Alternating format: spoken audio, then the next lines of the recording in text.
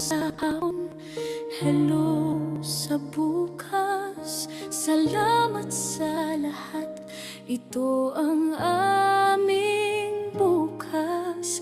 Ngayon kami lalakad, hindi na bata, ngunit dala ang aral ng bawat paalala.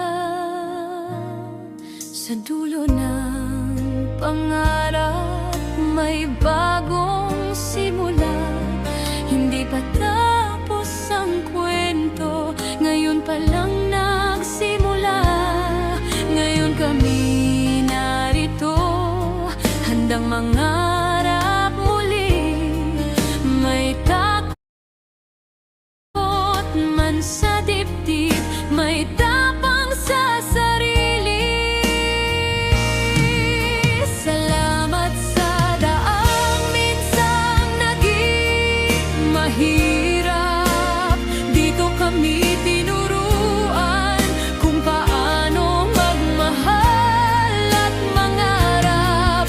Kung sakaling kami madapa balang araw, babalikan namin ng sandaling ito.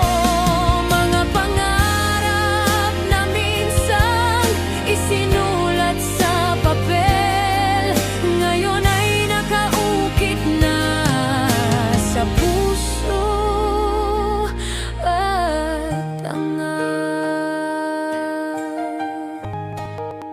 At pasasalamat sa Diyos, sa magulang, sa aming guro, kaibigan at gabay